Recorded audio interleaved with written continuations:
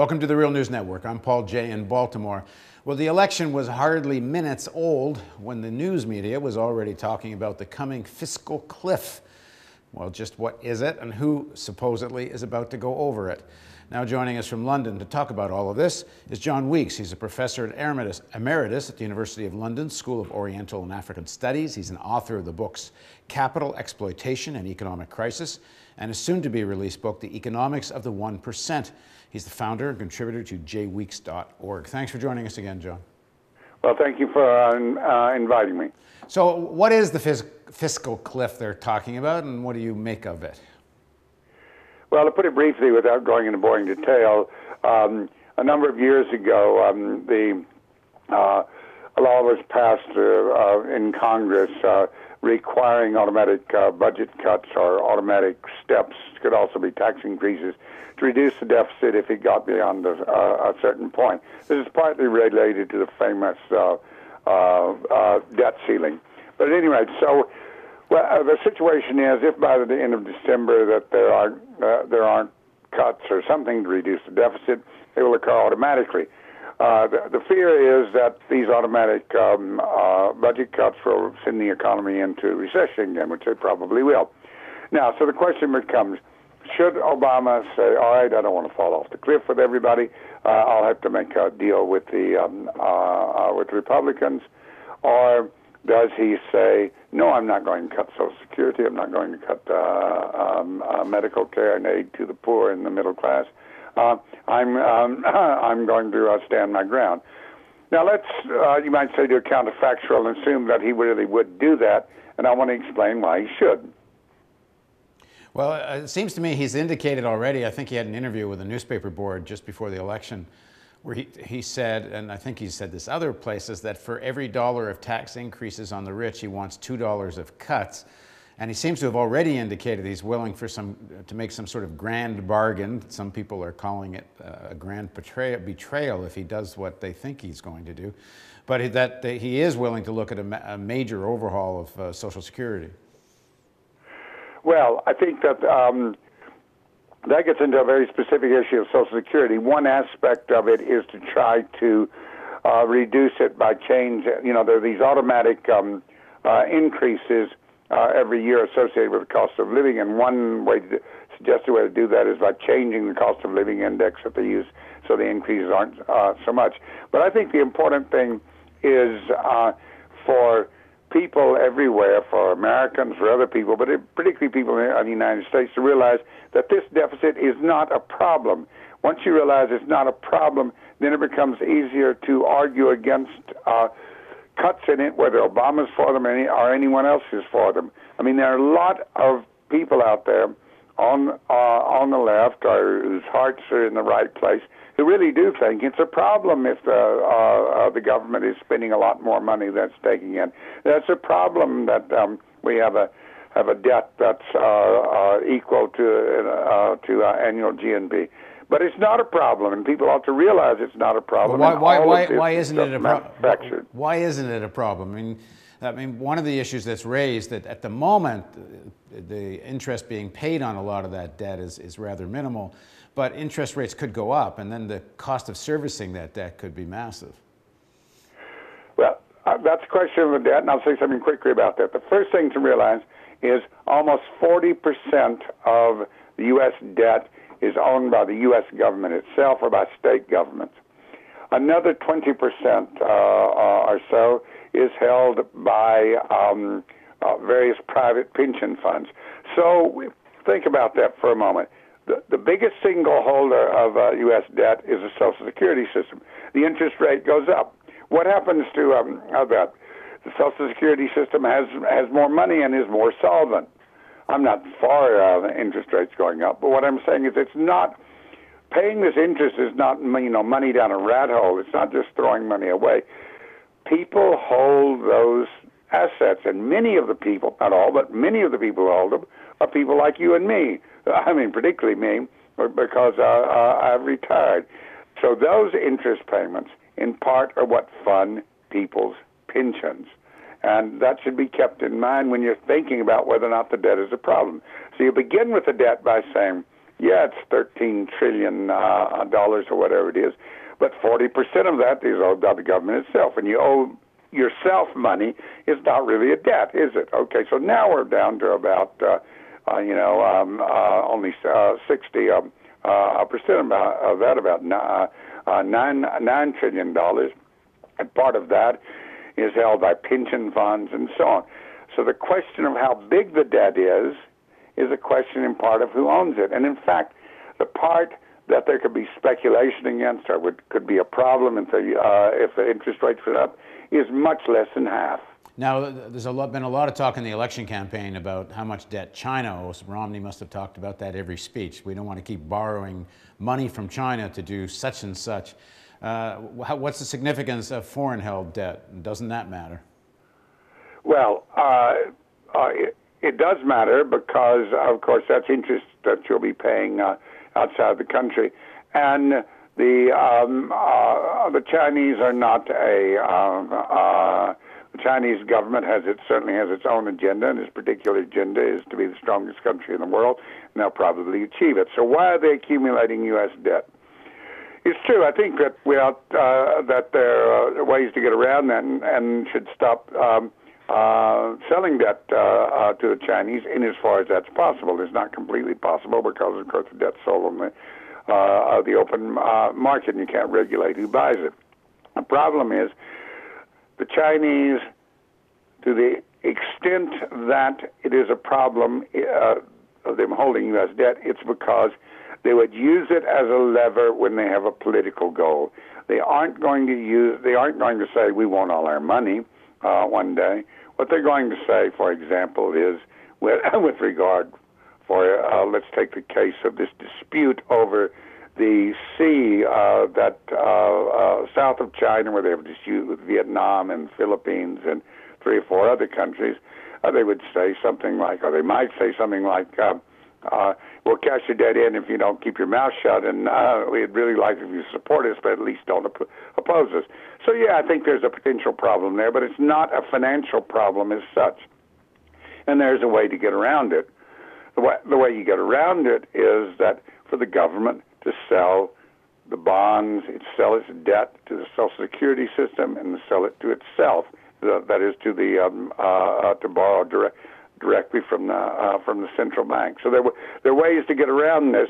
You can run a deficit. You can run a bigger debt without obligating yourself to China or any other country in the world, any more than we have already. Now, some people argue there's a point. I mean, depending who's arguing it, they say it's already there. Others say it's somewhere off. But there's a point where this becomes the amount of debt and the amount of government holding its own debt, and the fact that the United States can print its own currency, so it kind of gets away with more of this than perhaps other countries can. But there's a limit before people start losing faith in just what does the dollar represent if so much of it is based on internal government to government debt and essentially creating money.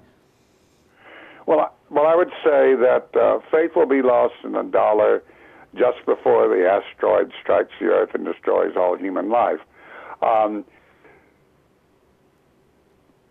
Governments, companies must hold their wealth, their idle wealth, in some form. Okay, so private companies, governments, they have liquid assets. In what form are they going to hold them? They're really the only serious candidate for that in the foreseeable future is the dollar. I don't think any intelligent government or company is going to hold its wealth in euros. It won't hold them in the Chinese currency because of the exchange controls. It might hold them in pounds, but there aren't enough British pounds around to satisfy the demand. One way you can tell what I'm saying is correct is as the U.S. debt has increased incrementally each year and gone from, I think in 2007 it was about 42% of GNP to 100% now, interest rates have fallen. Interest rates in the interest rate on the U.S. debt is minuscule. Right? Now, how does someone square that with perhaps losing faith in the currency. You can't. The solution is to get growth going, and then the U.S. debt will decline in importance relatively to GNP. Also, we might add, as many people may know or may not know, at the end of World War II, U.S. debt was over 200% of GNP.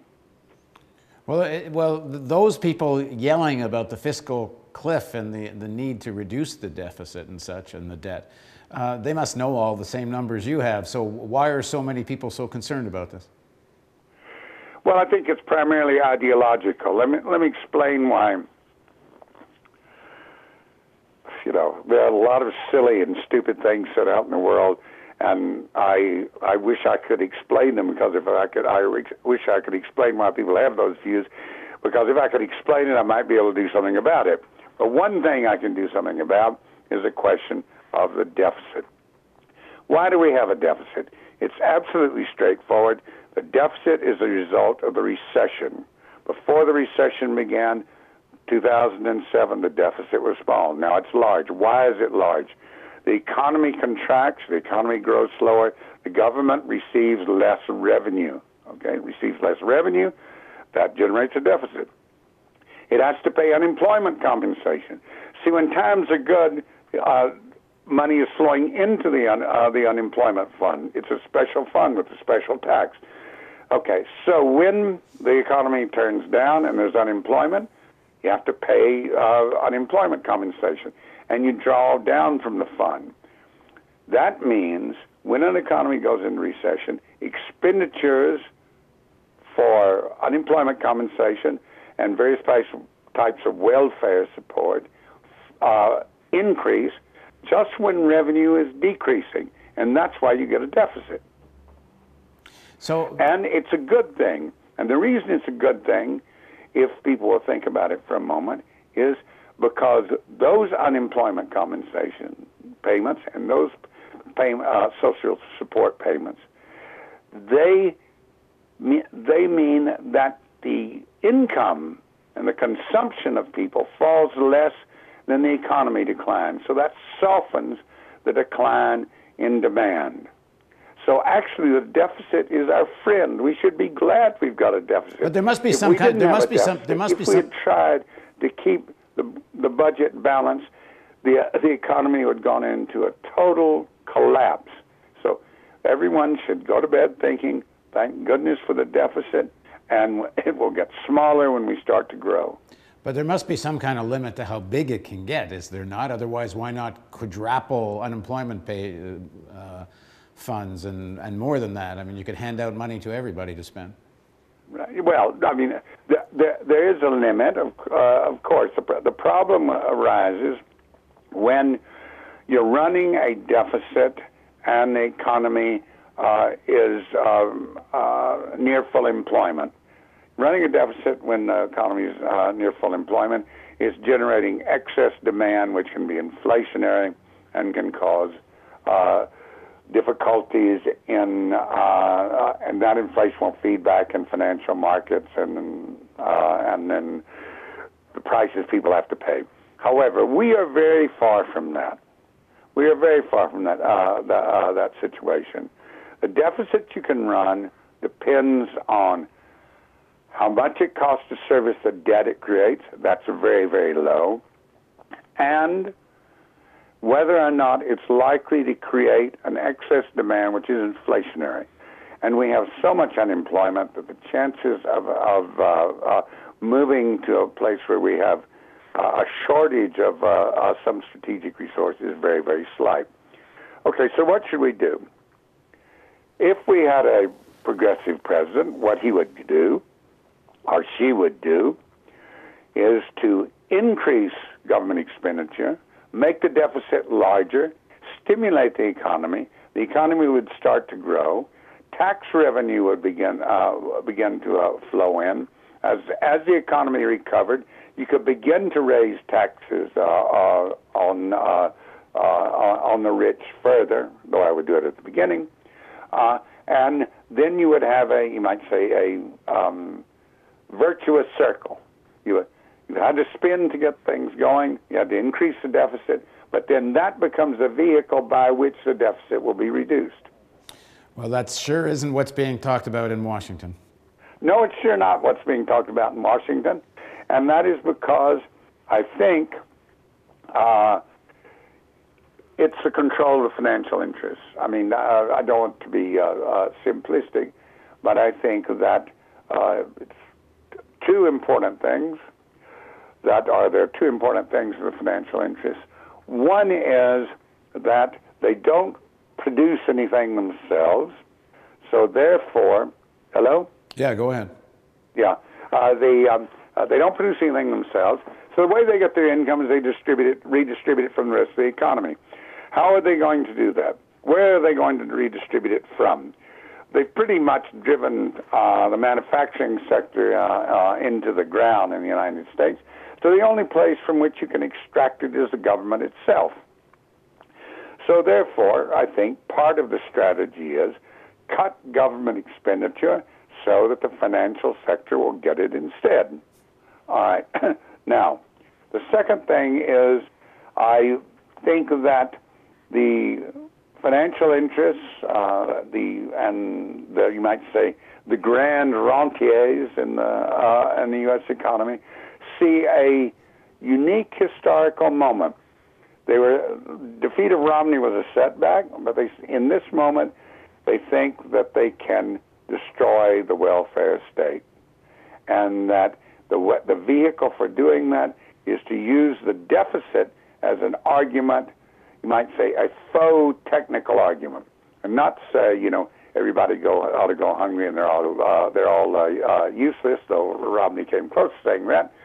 Say instead, my heart bleeds, but the reality is we have to get this deficit down, and it is true we're going to have to cut Social Security and we're going to have to cut Medicare, but we just can't afford it, which is complete and total rubbish. Of course we can afford it. We're one of the richest countries in the world.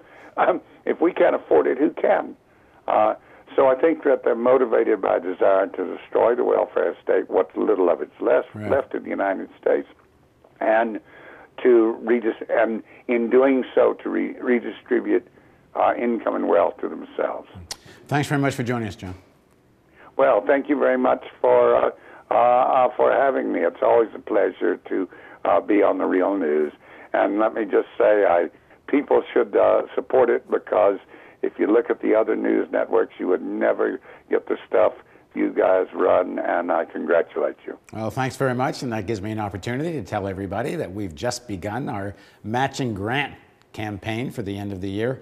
We have a $100,000 matching grant, so every dollar someone gives is going to be doubled. So I hope you'll click this donate button, because again, if you don't click that, we can't do this. Thanks for joining us on The Real News.